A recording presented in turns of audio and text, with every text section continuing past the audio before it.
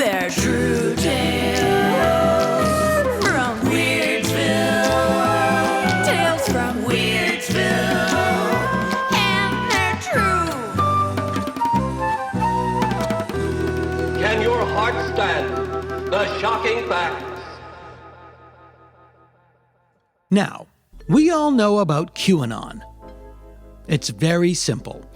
Everyone who is not in your Facebook group is a baby-eating super demon. Easy enough.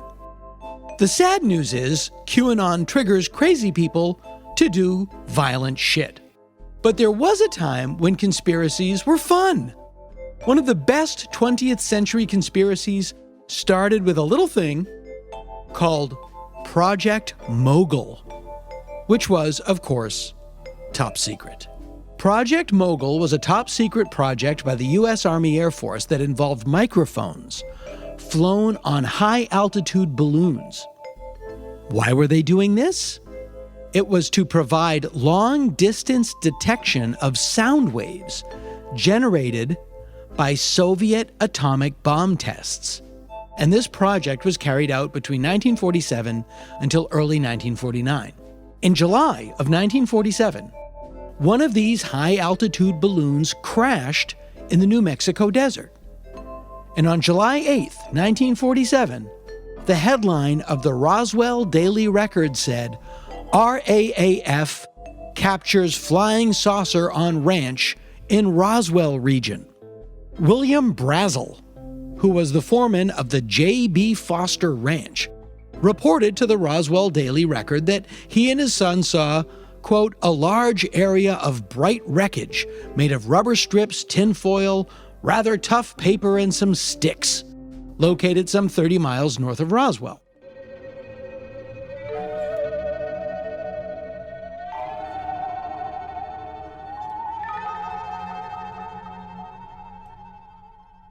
Yeah, it doesn't really sound like an alien invasion. But the next day, Brazel heard stories about flying discs that had been reported in the skies over New Mexico, and he began to wonder if that was indeed what he had encountered.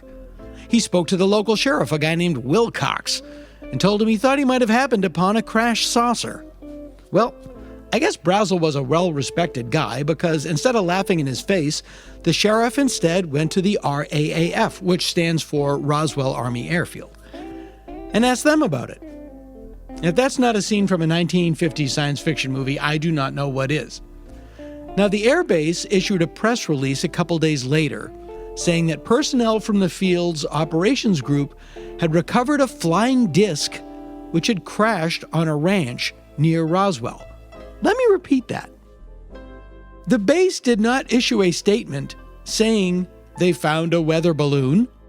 They issued a statement saying they found a flying disc. And that made the news.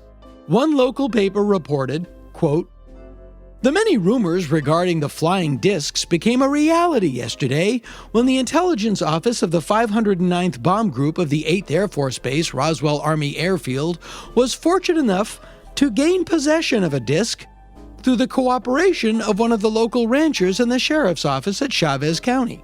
The flying object landed on a ranch near Roswell sometime last week. Not having phone facilities, the rancher stored the disc until such time as he was able to contact the sheriff's office, and the disc was picked up at the rancher's home. The debris was transferred to Carswell Air Force Base in Texas. Among the men accompanying the debris was a guy named Jesse Marcel. Remember that name.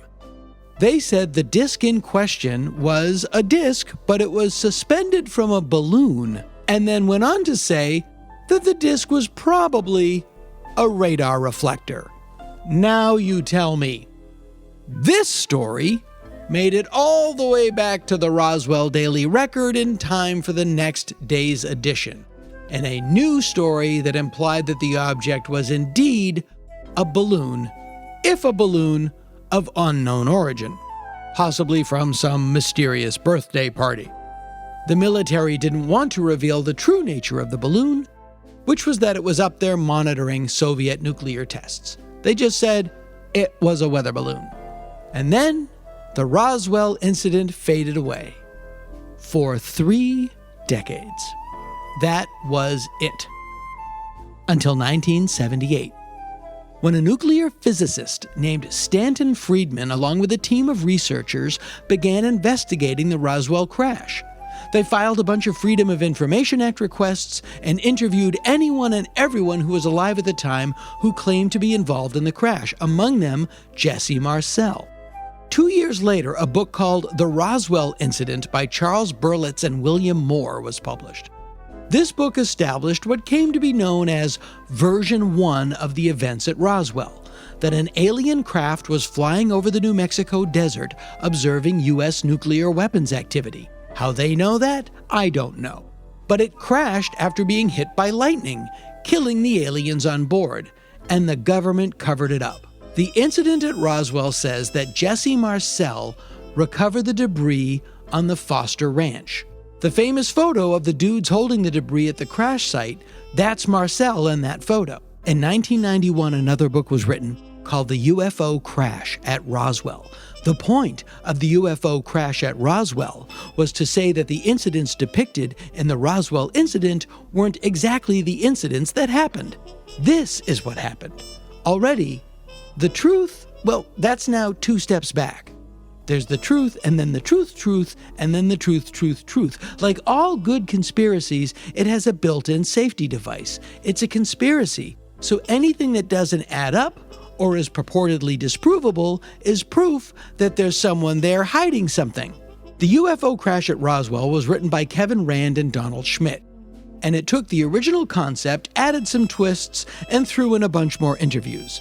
Then, Stanton Friedman, the original investigator, finally wrote his book, The Crash at Corona. See, the crash was actually not in Roswell, it was in Corona. Friedman's book takes the basic narrative but adds another saucer, now 2 crashed, and some more aliens, 8 instead of 4, and in this version 2 survived. That led the guys who wrote the UFO crash at Roswell to write another book in response to Friedman's book, in which they said, oh yeah, there were alien bodies, but did you know that they were flown to Washington, D.C.? Because Dwight Eisenhower wanted to look at them? By now, it was 1994, and the UFO crash at Roswell and Area 51 and all that stuff was a huge part of American pop culture. Largely because of the TV show The X-Files. Little alien greys were everywhere. However, there were now so many competing versions of the Roswell story that there was a schism, you heard me, a schism, in the UFO community. The Center for UFO Studies and the Mutual UFO Network went to war with each other, some siding with Friedman, others siding with Rand and Schmitt. In response to all this, the U.S. Congress began an official inquiry, which directed the Office of the United States Secretary of the Air Force to begin an investigation. That report was released in 1994 and said what is now suspected to be the real truth, that the material recovered in 47 was debris from a Project Mogul spy balloon. Of course, UFO proponents used this to prove that the crash at Roswell was in fact real. Why else would the Air Force say that it wasn't? 1995 also saw the release of Alien Autopsy, a 17-minute black and white film purporting to show home movie footage of the post-mortem examination of one of the alien bodies recovered from the Roswell crash site. The 17 minutes was padded out to an hour with interviews, etc. It was shown on Fox, hosted by Jonathan Frakes of Star Trek The Next Generation, or Frakes. Frake. But yeah, he would know aliens. Alien Autopsy was a huge success. Fox aired it 3 times within a year, and each time it got bigger ratings. The film was made by a London entrepreneur named Ray Santinelli. Now, in 2006, Santinelli admitted that the film was actually a recreation of the Alien Autopsy footage, but that he had seen the footage, but he didn't own it. The making of the movie Alien Autopsy itself became a movie called Alien Autopsy. The movie Alien Autopsy is a 2006 comedy about the making of the 1995 recreation of the purported 1947 alien autopsy that may or may not have happened but probably didn't. I love these Russian dolls. In 2010, they made a movie called The Thing that was a prequel to 1982's The Thing, which was a remake of 1951's The Thing, which is about a monster that can reproduce itself. By the end of the 1990s, if you asked the average American walking down the street what happened in Roswell, New Mexico, they would probably have told you that a flying saucer crashed there and the government covered it up.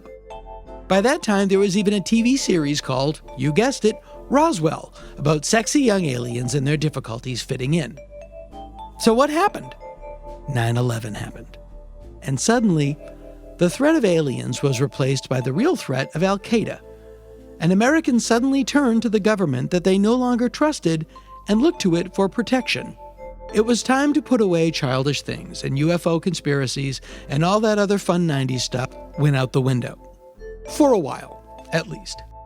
And then, in December of 2017, two separate videos emerged of Navy pilots encountering mysterious flying objects.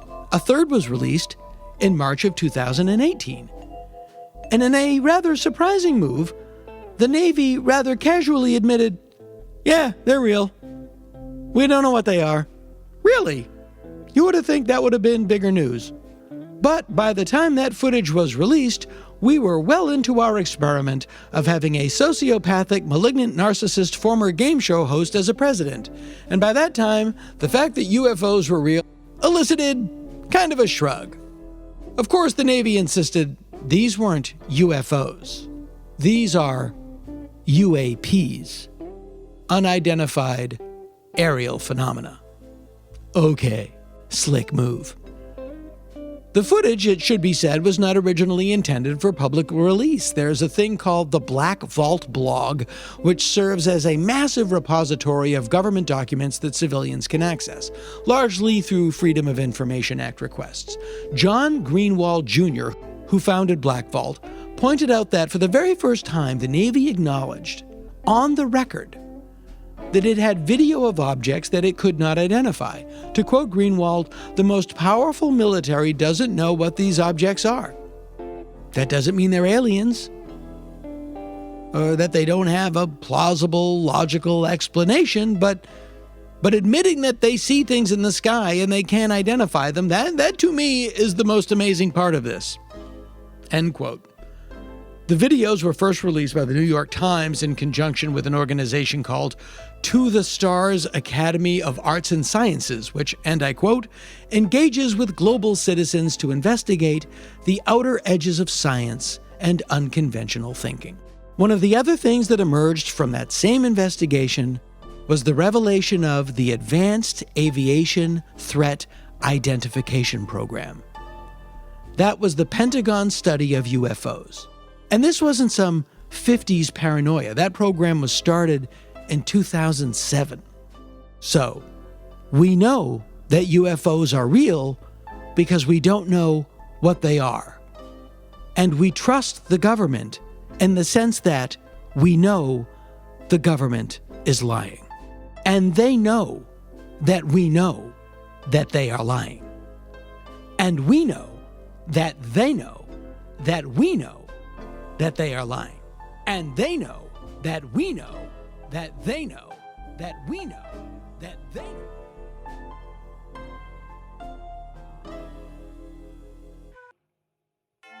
When you're talking about Bigfoot sightings, it all starts with the Patterson and Gimlin film, to be sure. But if you're talking about UFO sightings, specifically alien abductions, then you are talking about Betty and Barney Hill. Contrary to who you normally envision when the talk turns to alien abduction, Betty and Barney Hill were not blubbering hayseeds. Barney was a respected, reliable employee of the U.S. Postal Service, and Betty was a social worker.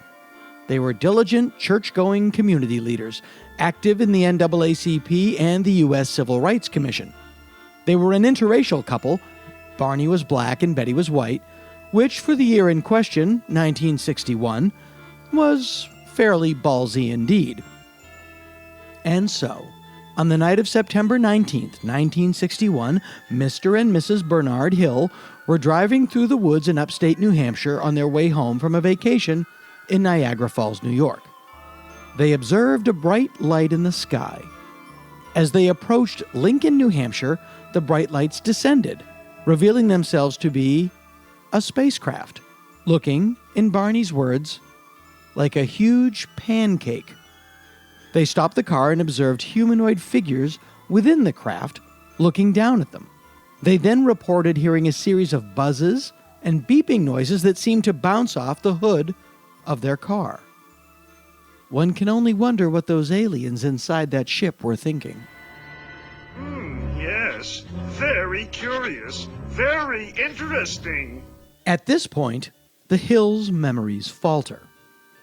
They both reported entering an altered state of consciousness. When they came to, it was later, much later, and they were some 35 miles south. When they finally arrived home around dawn, it was a 4-hour drive that took 7 hours, they noticed a series of concentric circles on the hood of their car that weren't there the day before. They also noticed that their watches were now magnetized and totally useless. Later, Betty saw that the cloth around the hem and the zipper of her dress was torn. Yes, what beautiful markings. 2 days later, Betty reported the incident to Pease Air Force Base. They were interviewed by a Major Paul Henderson, who filed the incident away in the U.S. Air Force's Project Blue Book, which was their official UFO program. Betty and Barney both claimed very specific memory loss. This would later become known as missing time. They were each instructed to make a drawing of what they could remember, and although they were separated when they made the drawings, both of the images were nearly identical. Several days later, Betty began having very vivid dreams. They depicted what we now think of when we envision an alien abduction. A small group of short, vaguely humanoid creatures, these would later take on the name Greys, leading Betty and Barney up the ramp of the ship that they claimed to have encountered on the highway.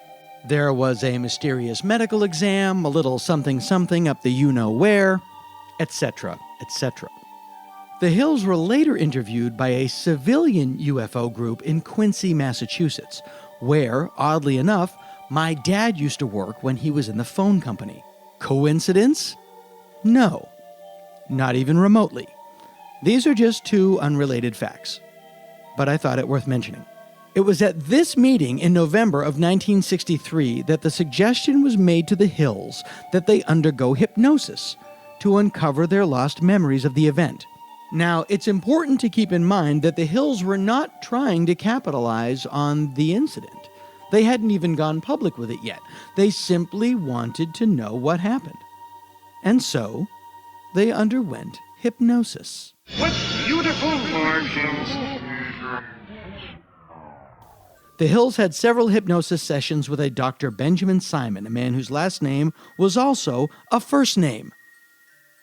Anyway, under hypnosis, Barney recounted the events of September 19th more clearly. He recalled trying to drive away from the UFO, but then being compelled to pull off the road into the woods. The car stalled and 3 figures approached. He recalled the eyes of the figures, saying that, quote, I felt like the eyes had pushed into my eyes. And then later in another session, oh, those eyes, they had pushed into my brain. Betty's recollections were similar, although matching her dreams from immediately after the event. Let me take a moment here to tell you that there is an excellent book about Betty and Barney Hill's experience entitled Captured, the Betty and Barney Hill UFO Experience, available on Amazon.com. Why not go to DanaGould.com and click on our Amazon banner? You get the book for exactly what you would pay under any other circumstance, but a percentage of the sale is kicked back to us so we can keep the lights going here at the Dana Gould Hour. Now, back to Betty and Barney. Dr. Simon would come to conclude that Betty's recollections were not of an event, but of her dreams after the event, and that Barney's recollections were a fantasy inspired by Betty's dreams. This does not take into account any of the physical evidence whatsoever. He simply labeled the entire deal as a, quote, single psychological aberration. And so it may be. Or maybe not. What beautiful markings.